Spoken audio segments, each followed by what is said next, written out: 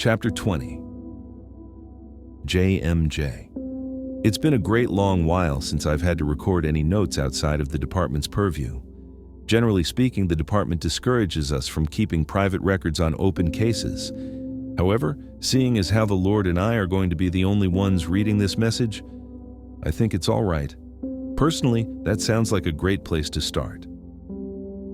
Why haven't you been writing? Seems like the question of the hour. The true reason has more to do with time than anything else. And you must know that I never had any intention to stop communicating with you. It's just that this job, this profession if you will, is becoming more than I can bear. With the exception of this case, none have been too difficult to solve. It's just that they've been happening all too frequently and it's impossible to keep up. There are approximately 200 homicides a year, give or take, in this town. Those 200 are split between the 17 different homicide detectives we have. If you break down the math, that's less than one homicide per detective each month. Yet, that's not how it works. The department is determined to have the detectives work in pairs. That's the departmental policy for everyone for the past 20 years, with the exception of yours truly. I can still work alone because I predate the policy. I wouldn't mind having a partner these days, though. The question is, who would even want to work with me? Who could even work with me? The answer is probably no one on both accounts. It's just not practical. They asked me recently if I wanted to retire. I keep telling them the same thing. Another year. Just give me 1 or 2 more years and then set me out to pasture. Lord, have to ask, what would I even do with all that time? I wouldn't be able to use it. I would sit around and collect dust like some old piece of furniture. No thanks. If you ask me, dear Lord, retirement is death. No one should retire. We should work until the day we die, in any way we conceivably can. That's my truth. That's my America, to die with my boots on. To work is to live. To retire is to die and turn to dust. That's what I believe, and it's confirmed in the good book. That's Genesis chapter 3, verse 11. As you already know, I've nearly solved every case I've ever been presented with. The ones that I didn't close were because the suspects were killed in other acts of violence. Lord, only you are aware of the fact that there's never been a serial killer anywhere near these parts.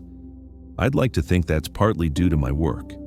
After all, one cannot become a serial killer if one is caught after the first incident. There's no telling how many repeat offenses I've stopped just by doing the job the right way, the first time. Manslaughter, second-degree murder, negligent homicide.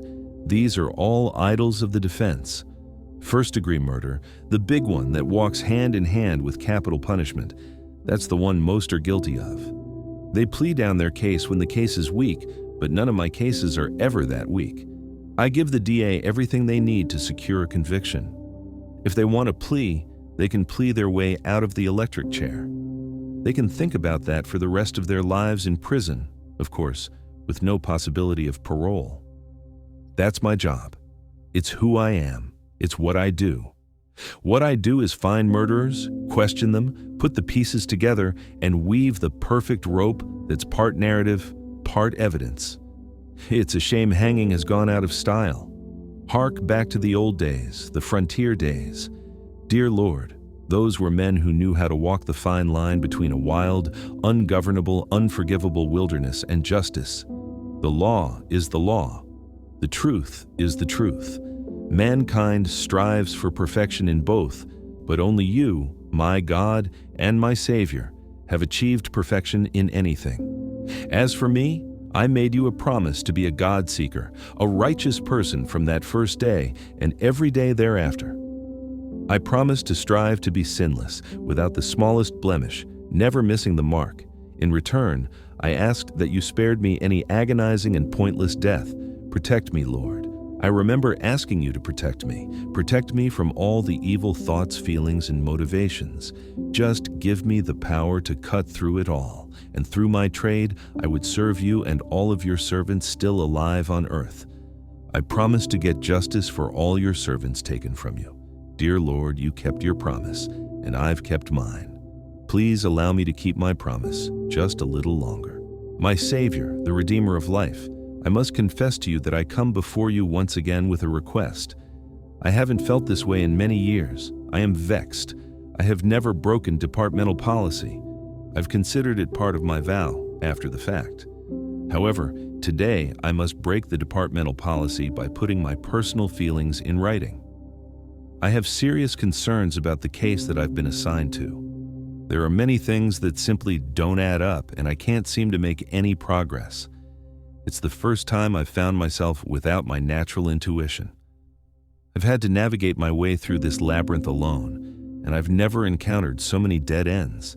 I've retraced my steps over and over again. I come to you, Lord, an exhausted man. Alfonso Silva, may God help him, was found murdered in the most unusual circumstance. In all my years of being a cop, I've never once seen a man killed in any way resembling it. First responders found him already deceased, sitting in the driver's seat of his sedan. His right hand was still clutching the keys in a position that suggested Alfonso was just about to place them into the car's ignition. His torso was ripped open from his sternum all the way down through his epigastric region. The coroner wrote that Alfonso's survival time after initially receiving the injury could be as little as 2 minutes. A trail of blood was found in the victim's front yard that carried on 9 feet to the place where Alfonso parked his car. The blood pooled when Alfonso opened the door and remained on the exterior and interior of the door when Alfonso sat down. The coroner personally told me that Alfonso probably began to expire there and faded out of consciousness before he could place the key in the ignition. The coroner's office confirmed that the injury to Alfonso's chest was most certainly caused by some sort of animal claw. So far, no saliva has been found near the injury, nor has any hair or other genetic material been discovered. This is highly unusual during an animal attack. To make matters even more baffling, the coroner remarked that the injury was curved, deep, and exceptionally sharp. When I pressed him further, he included the fact that severe fractures throughout the upper skeletal structure suggested that Alfonso was pounced upon. When I asked what sort of animal could cause this sort of trauma, he guessed that any large cat over 400 pounds could pull it off. That's a little far-fetched. The only big cats anywhere near here are bobcats. Their maximum weight is nowhere near 400 pounds, and the likelihood you'd find one that far inside the city is a distant possibility. The only big cat in America that comes close would be a mountain lion. Still, they never reach 400 pounds and haven't been seen this far east for a century or more. It didn't add up. Even a 400-pound dog was out of the question. It was as if an assailant temporarily let one of the zoo's specimens loose on poor Alfonso Silva for a few moments and returned it within the hour. Of course, that was impossible. There have been no animals that have escaped from the zoo. Owning a lion is a crime in this state, and there haven't been any transfers in the United States that would require transportation through our great city. It's still a mystery. The coroner went through extraordinary steps to prove that Alfonso Silva's injuries were not caused by any weapon made by man. The perfectly spaced marks across his chest suggested claw marks. The likelihood that a bladed weapon could inflict wounds, such as the ones present across Alfonso's body, was next to impossible. Large blades are often slashing weapons. They tend to cleave large, clean cuts deep into the flesh of their victims. Alfonso's injuries do not match this style. Smaller knives are usually used in a thrusting manner. These thrusts create deep, clean wounds and are often accompanied by the assailant injuring themselves as their hand slides past the handle and upon their own blade. None of these particular features were found. The coroner made notes to reflect that. When I asked why he was still convinced the case was a homicide, he mentioned the lack of defensive wounds and injuries to Alfonso's wrists were consistent with a person who was being restrained while attacked. This is the first time in my career that I've been without so much as a hunch. I reviewed Alfonso's past. There's no record of him working with or knowing anyone who would have access to a 400-pound cat. His final few tax returns had his profession listed as clergy. He had struggled with drugs and alcohol in the past, but he was several years into his sobriety and by all accounts had stayed clean.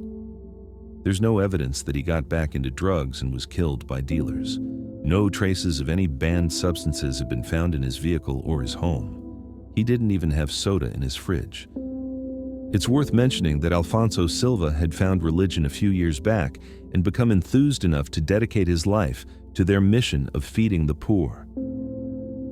Alfonso's newfound interest in religion found salvation in a New Age cult called the Adherents of the Divine Winds. He believed the message so much that he became a member of their clergy and was put in charge of their mobile food kitchen and homeless outreach program. The colleagues of his that interviewed said that he was a quiet but relatively happy person who enjoyed his work and cared deeply about the misfortunes of other people. All were completely unaware that Alfonso's family managed an excessively large family fortune. They had no idea that Alfonso had grown up in a wealthy family surrounded by comfort and privilege. Alfonso was unique in that he didn't live on the compound owned by the adherents. The home he lived in was actually owned by his parents. Alfonso's car was also owned by his parents, and they even continued to pay for his insurance despite his age. He commuted daily to and from his home. I wanted to make sure that I had photographs of the crime scene during the day as well as the evening. I was trying to piece together the differences between the lighting during the day and the evening. Perhaps he was taken by surprise, and I wanted any potential jury member to be able to get the entire layout in case that was relevant. That led to one of the most peculiar episodes of my life. I was right in the middle of shooting the exterior of the house when a man came charging through, I assume, an open back door. I was looking through the camera when I caught movement out of my left eye. He ran through the backyard and attempted to leap over the chain-link fence in one swift movement. The moron failed to clear the fence properly, but was up to his feet before I realized what exactly was going on. He was dressed in white, like the photos of Alfonso in his clerical suit I saw online.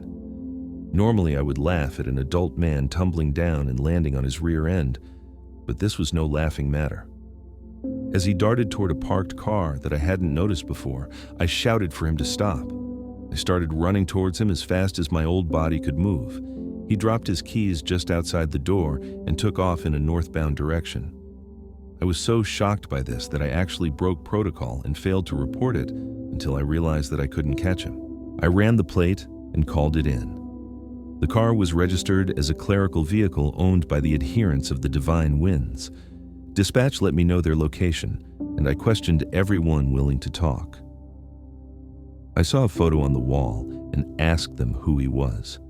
They told me his name was Summer Wind, which I knew was complete and utter hogwash. When I told them that obstruction could land them a year in jail, they straightened right up. They told me his real name was Gerald Height, and that he lived right in that very compound. However, he wasn't home and hadn't been seen all day. I expected that and gave them my card. I knew he made a run for it, but that he would eventually find his way back home. They always do. The following day, I returned with a warrant. Lord, I know you saw his face. He had the look of absolute terror. He knew that the gig was up and that his time with Detective Al Weber was just about to begin. The coward cried like a baby all the way downtown. There's something about this younger generation, Lord. They just aren't built like the men of olden times, the old criminals. They had a level of sophistication about them. They weren't arrogant punks like the murderers of today. They weren't disrespectful. They knew they committed a crime and were committed to the process. Mr. Height was committed to crying like a child in the supermarket who needed nothing more than a caning to the backside. I thought he was clever at first. Within the first hour, I got everything out of him that I wanted. I carried on for another 7 hours, with frequent breaks, trying to press for more information. He claimed to know Alfonso Silva, which was true. However, I gathered enough information from him to know that he wasn't involved in Alfonso's murder. Additionally, after pressing him for many hours, he made the mistake of mentioning that he was there on behest of the local cardinal, a man named Wen. He was there to retrieve stolen property before the police could find it. As best I could tell, he was after a small idol and other obscure written material. When I asked why, he said he didn't know. Trespassing is a misdemeanor in this state, and you easily get out of it if you can convince a judge that you thought the property was yours or you had the right to be there. Even though he admitted to being there to steal, attorneys would find a way to get that thrown out. So I let him go. When I arrived the next day, My colleagues told me that 3 members of the adherents clergy were critically injured in a car accident an hour after Height was released. A drunk driver crossed over into their lane and totaled their vehicle. One of the 3 later succumbed to his injuries. The drunk driver survived. His memory was hazy, but he recollected that there was a 4th man who later escaped on foot. Could that be Gerald Height? Probably so. If so, why did he run? My gut tells me they tried to kill him. If they tried to kill him, then they're covering something up. Could that be the murder of Alfonso Silva? Who knows besides you, Lord? At this point, it's all speculation on my part.